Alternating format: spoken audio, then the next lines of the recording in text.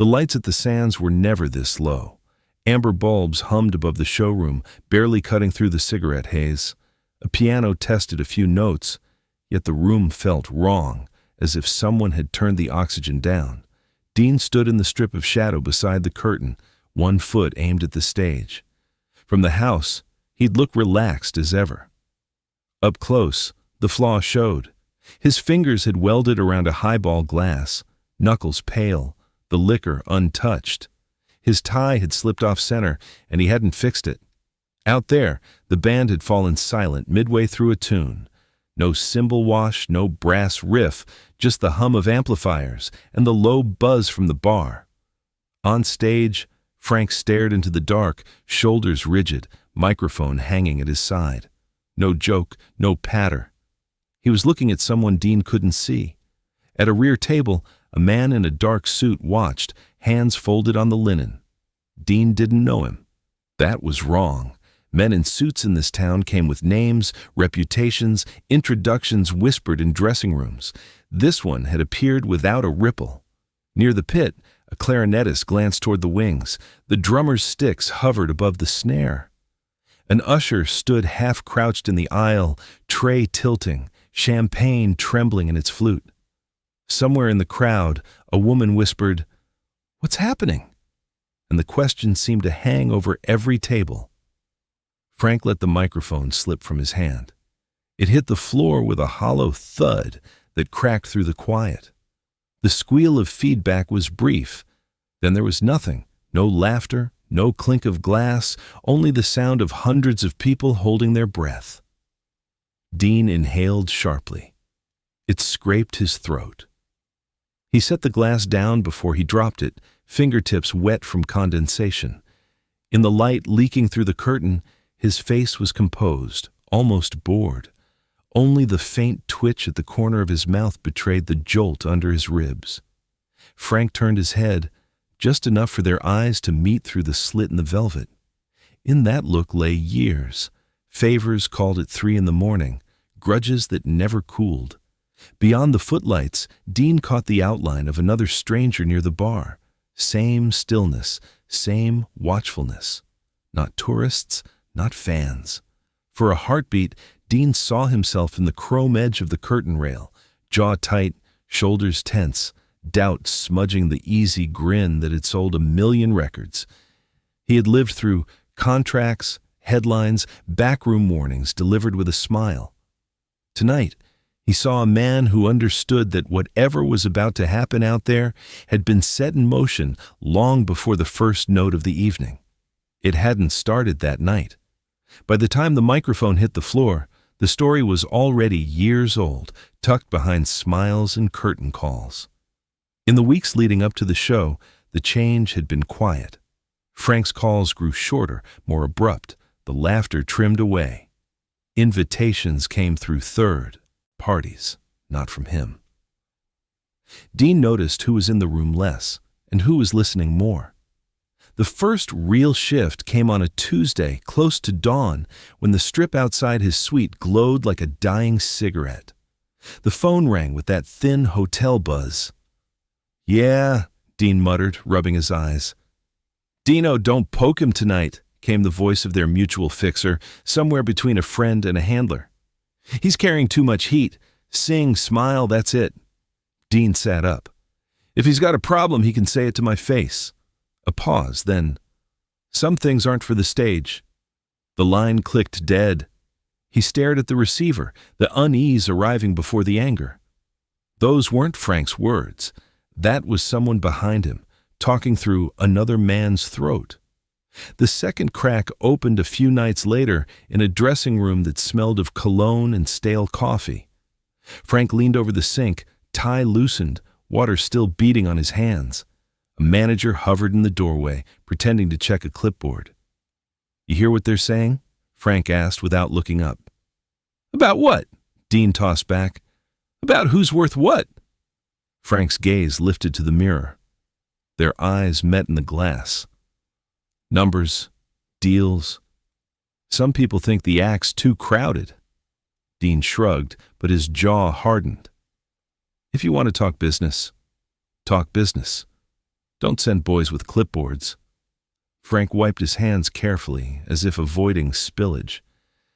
Just keep it smooth out there. We've both got people depending on us. He left before Dean could answer.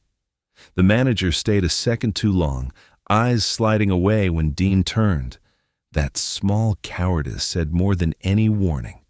The third sign didn't look like a sign at all. It came in the form of a guest list, names marked in pencil, added late. Dean spotted one as they walked it past him. A man tied to backroom meetings in Chicago, the kind of presence that bent the air around a table. No announcement, no handshake, just a discreet circle around his name. Didn't know he liked music, Dean remarked. Tonight he does, the promoter replied, pretending it was a joke. Dean knew what it meant. The room, the act, the men on stage were under a different kind of evaluation now. Not for applause, for obedience. In the days before that quiet, strangled show, conversations became shorter in the wings, longer in private lounges. Just don't push him, someone told Dean. Let him lead. Another voice. You're not the one they're worried about. Yet. By the afternoon of the performance, the city felt like it was holding something behind its neon grin. The valet out front avoided meeting his eyes. The pit boss, who usually shook his hand, only nodded from a distance. No one said anything direct. No one had to. So when Dean saw the unknown men in the audience that night, when he felt the band's unease and caught the stiffness in Frank's shoulders, he understood. This was not a bad mood, not a simple quarrel between friends. This was the moment toward which every unanswered call, every half-finished sentence, every shadow in a doorway had been quietly steering them. The sky over the Strip was clear, but around that stage, the air had the weight of a storm that had already chosen where it would break. Backstage, time started to move in uneven steps. They were minutes from curtain, yet the corridor behind the showroom lay almost empty. No jokes bouncing off the walls, no chorus of warm-ups from the bandroom. Only the buzz of the neon sign bleeding in under the exit door and the soft tick of a wall clock that someone had forgotten to wind. Dean walked past a row of garment racks, suit shoulders brushing his sleeve. Usually there'd be a wardrobe girl humming, a stagehand arguing with a lighting man. Tonight, the crew dispersed as he approached, busying themselves with tasks that didn't need doing. One of the waiters backed into a side hall, tray hugged to his chest, eyes fixed on the floor.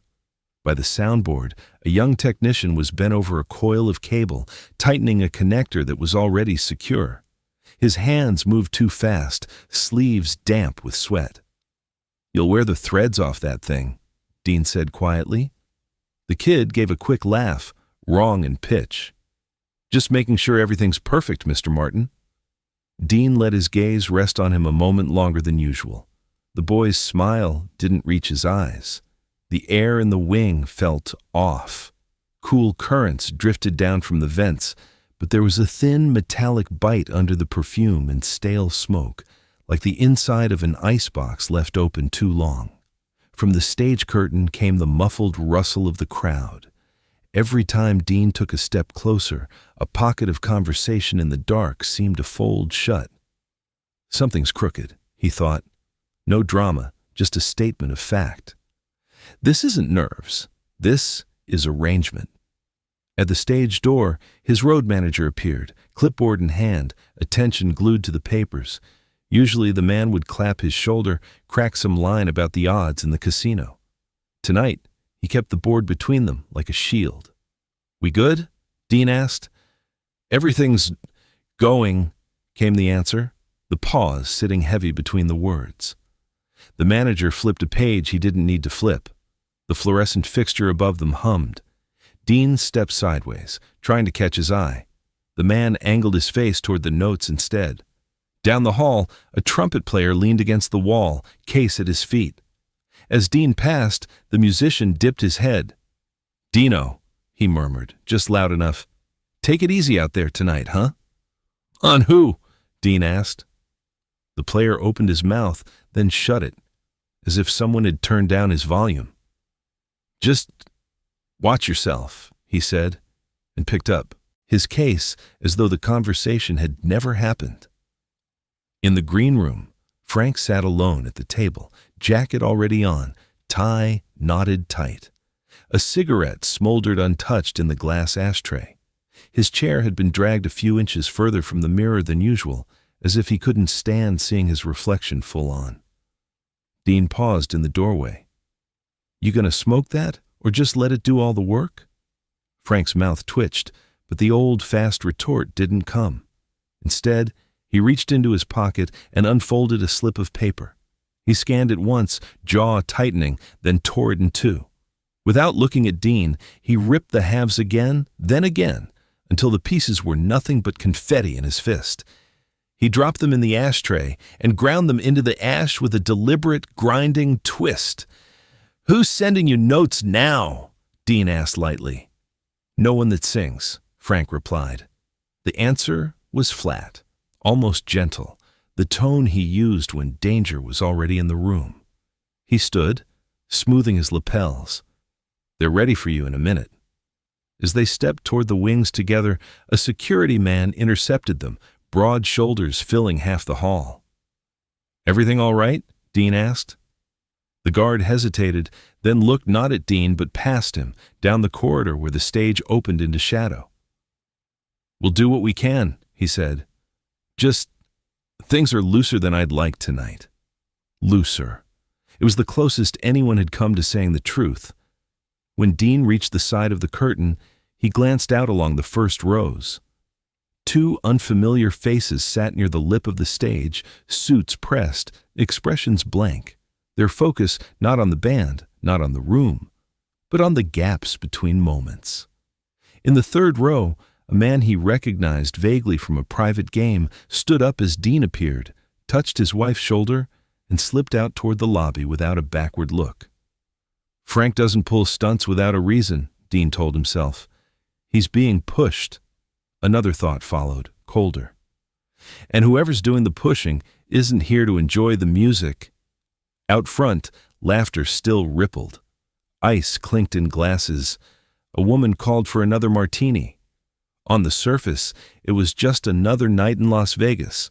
Yet, as Dean took his place in the narrow band of darkness beside the stage, the weight around his ribs told him otherwise. The room sounded almost cheerful. The space behind the curtain did not. It carried that peculiar quiet that arrives just before something breaks. A silence not of peace, but of held breath, waiting for the first crack. The break came with a sound so small it shouldn't have mattered. A sharp squeal from the speakers, like metal scraped across glass, sliced through the murmur of the crowd. For a second, the lights flared brighter than they should, throwing hard-edged shadows across the front tables. Someone dropped a fork. It rang on, porcelain in the sudden hush. On stage, Frank stood over the fallen microphone.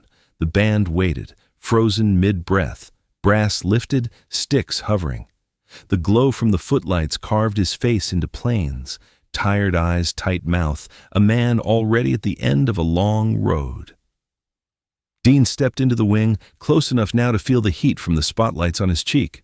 The air out front was thick with perfume and liquor, but underneath lay a sour trace of nerves, skin, smoke, and something like fear. From the back of the room came the faint slam of a door. A voice called a waiter's name, muffled, urgent. Chairs creaked as people shifted, not yet worried, just disoriented. The two strangers near the stage didn't move at all. Their stillness drew the eye more than any panic could. Frank bent, picked up the microphone, and didn't put it back on the stand. He held it at his side, cable looping around his wrist like a leash. "Ladies and gentlemen," he began, voice steady but stripped of charm, "you came here for a show." A thin laugh fluttered somewhere in the dark. It died when he went on. "You're going to get one, just not the one some folks planned." In the wing, Dean felt the muscles between his shoulders tighten. The guard's warning, the torn note, the penciled names on the guest list, everything overlapped in that one sentence. Frank wasn't just going off script. He was tearing it in half in front of the very men who'd written it. At a table near the center, the Chicago man leaned back, hand resting lightly on his cigarette case. His expression didn't change, but the men at his sides straightened as if they'd heard a signal. Frank turned toward the wings. For a heartbeat, the showman vanished, and only the friend remained, lines around the eyes, apology in the look, and something like a plea. "Dino," he said into the mic, "why don't you join me?" It wasn't an invitation. It was a summons to stand where the lightning was about to hit. Dean felt his body make the decision before his mind finished weighing it. His spine lengthened. The small slump of waiting disappeared. He set down the glass he hadn't touched all night, smoothed his jacket with one firm pass, and stepped out where the light caught him full on. The room reacted like a single animal. A ripple of relief, then confusion, then a heavier silence. Cameras flashed once, then thought better of it. The band lowered their instruments a fraction, watching. He walked to the second microphone, reached up, and drew it off the stand. No jokes, no grin, no easy shrug. His hand was steady. He didn't look at the suited men.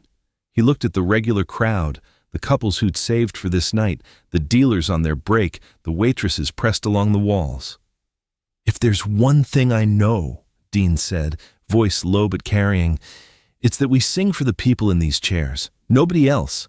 The words hung in the air, simple and lethal. Somewhere backstage, someone swore under their breath. At the table in the middle, the cigarette case snapped shut with a precise little click.